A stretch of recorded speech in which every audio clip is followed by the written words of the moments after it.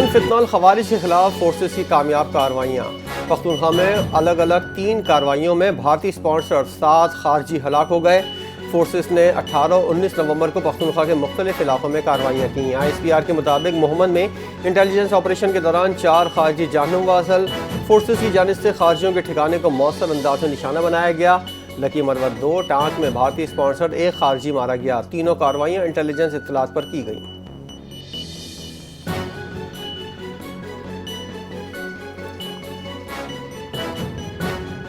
ڈیرہ اسماعیل خان کی تحصیل کولاچی میں پولیس کی بختربند گاڑی کے قریب زوردار دھماکہ، ڈرائیور سمیت 2 افراد شہید، 7 زخمی ہو گئے۔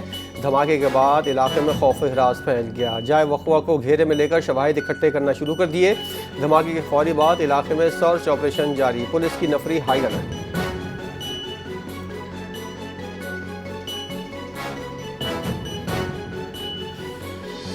اقوام متحدہ میں ڈنمارک کی سفیر نے کالعدم TTP کو خطرہ قرار دے دیا۔ افغانستان میں 6000 TTP جنگجو خطے کی سیکیورٹی کے لیے خطرہ ہے۔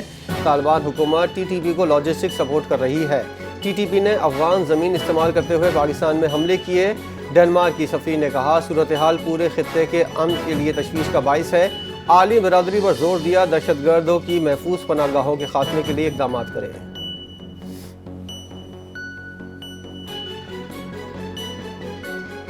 آزاد کشمیر میں دانش اسکول کے سنگ بنیاد کی تقریب۔ 137 کینال پر محیط اسکول میں 800 بچے تعلیم حاصل کریں گے۔ خطاب کرتے ہوئے وزیراعظم شہباز شریف نے کہا آزاد کشمیر میں دانش اسکول کا سنگ بنیاد خوشی کی بات ہے۔ پنجاب سے دانش اسکول کی تعمیر پورے ملک میں پھیل چکی۔ یہ وہ اسکول ہے جس کا سفر ہم نے شروع کیا پنجاب سے۔ 23 مارچ 2026 کو اس اسکول کا افتتاح کیا جائے گا۔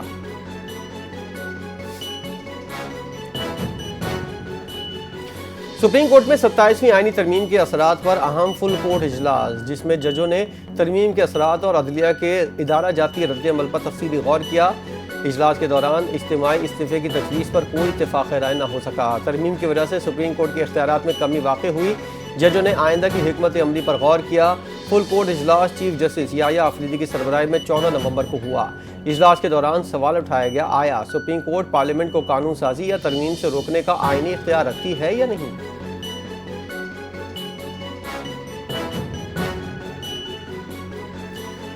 اسلام آباد ہائی کورٹ کے 4 ججز کا 27ویں ترمیم سپریم کورٹ میں چیلنج کرنے کا فیصلہ۔ جسٹس محسن اختر کیانی سمیت 4 ججز کی جانب سے ترمیم چیلنج ہوگی۔ ترمیم چیلنج کرنے کے لیے ڈرافٹ تیار سپریم کورٹ کو بھیج دیا گیا۔ سپریم کورٹ میں آج ہی 27ویں ترمیم کے معاملے کو چیلنج کیا جائے گا۔ جسٹس محسن اختر کیانی، جسٹس بابر ستار درخواست گزاروں میں شامل، جسٹس سمن رفعت امتیاز اور جسٹس سردار اعجاز اسحاق خان بھی چیلنج کرنے والے ججز ہیں۔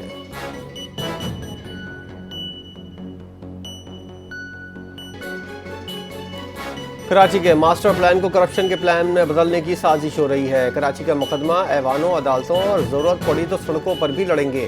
کراچی کے مستقبل کو شب خون مارا جا رہا ہے۔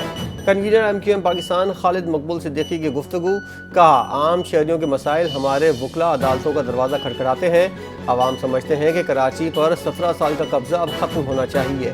شہر میں دستخطی مہم میں 10 روز اضافے کا بھی اعلان کر دیا۔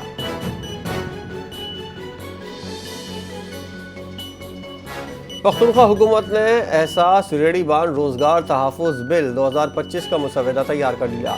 1 لاکھ سے زائد ریڑھی بانوں کو رہائشی تحفظ کے رہائش دائرے میں شامل کیا جائے گا۔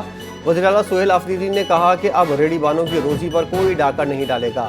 رجسٹر ریڑھی بانوں کے خلاف بغیر نوٹس تجاوزات کے خلاف کارروائی ممکن نہیں ہوگی۔ ہر شہری کو قانون کے مطابق مساوی حق حاصل ہوگا۔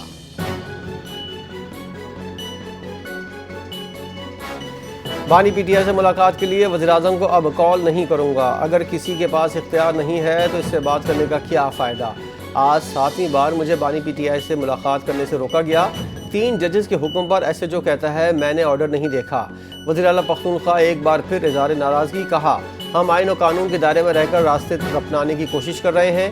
ہمارے پاس عدالتی احکامات کے موجود ہونے کے باوجود بھی کون ہے جو مجھے روک رہا ہے۔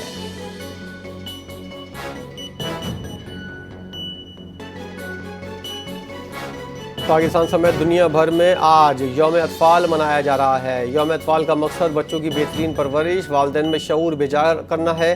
اقوام متحدہ کے ادارے یونیسیف نے 20 نومبر 1989 کو بچوں کے حقوق کے لیے یہ دن مخصوص کیا تھا۔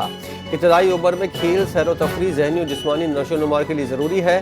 پاکستان میں کئی بچوں سے گھروں، کارخانوں اور بھٹوں پر مشقت لی جا رہی ہے۔ چائلڈ لیبر ایکٹ کی خلاف ورزی کرنے والوں کے خلاف کارروائی ہوگی۔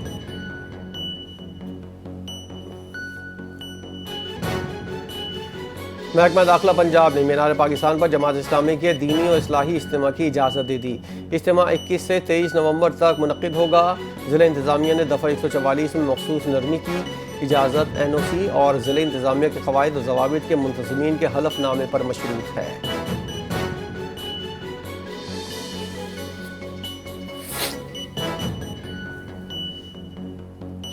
سندھ میں 78 لاکھ بچے تعلیم سے محروم، شہری مہنگائی کی چکی میں پس رہے ہیں۔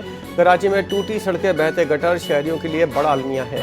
امیر جماعت اسلامی کراچی منم ظفر نے کہا، مینار پاکستان سے شروع ہونے والی تحریک ظلم کے خلاف خاتمے پر ختم ہوگی۔ آج کراچی سے لاہور کے لیے اسپیشل ٹرین روانہ ہوئی جس میں 1500 سے 1800 افراد سوار تھے۔ انہوں نے زور دیا، جماعت اسلامی آئینی اور جمہوری طریقہ کار پر عمل کرتی ہے، ہر اقدام قانون اور اصولوں کے مطابق ہوتا ہے۔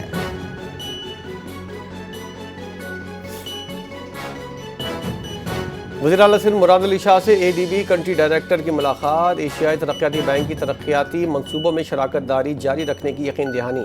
اجلاس میں BRT ریڈ لائن، شہری ٹرانسپورٹ اور موسمیاتی تحفظ منصوبوں پر بریفنگ۔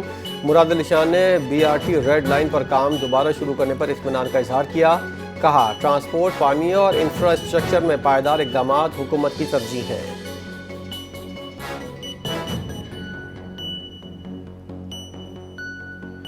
شہریوں کو بہتر سہولیات فراہم کرنے کے لیے سروس ڈیلیوری کو بہتر بنایا جائے گا۔ کراچی میں سیوریج مسائل کے حل کے لیے ضروری گاڑیاں کارساز پر تیار کھڑی ہیں۔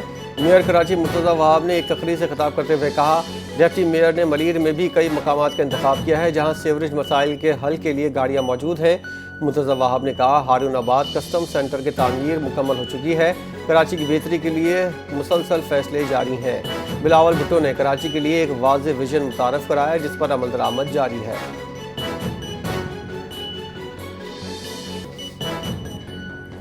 اسلامک یکجہتی گیمز، ارشد ندیم کا شاندار کارنامہ، گولڈ میڈل اپنے نام کر لیا۔ Olympic gold medallist Arshad Nadeem کی 83.5 میٹر کی تھرو، پاکستان کے یاسر سلطان نے بھی میدان مار لیا، کانسی کا تمغہ حاصل کیا۔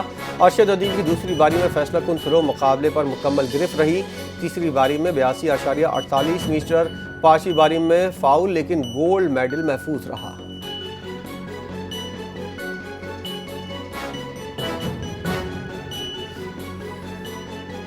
کراچی میں ایک بار پھر بھتہ خور سر اٹھانے لگے، شہر کے مختلف علاقوں میں پولیس کو شکایتیں موصول۔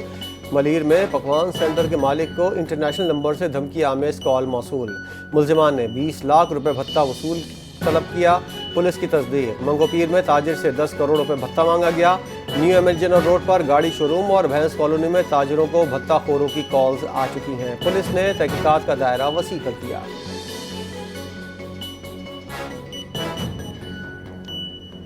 ویسٹ انڈین ٹیم کے کپتان شاہ ہوپ نے انٹرنیشنل کرکٹ میں نئی تاریخ رقم کر دی۔ ویسٹ انڈیز اور نیوزی لینڈ کے 3 میچوں کی ون ڈے سیریز کے دوسرے میچ میں نیپیئر میں مد مقابل ویسٹ انڈیز کے کپتان نے شاندار سینچری اسکور کرتے ہوئے 109 رنز کی ناقابل شکست اننگ کھیلی۔ شاہ ہوپ تمام 11 ٹیسٹ پلئنگ نیشنز اور مجموعی طور پر انٹرنیشنل کرکٹ میں 13 مختلف ٹیموں کے خلاف سینچری اسکور کرنے والے دنیا کے پہلے کھلاڑی بن گئے۔ شاہ ہوپ تمام 11 فل ممبر ٹیموں اور نیوزی لینڈ اور نیپال کے خلاف بھی سینچریاں بنا چکے ہیں۔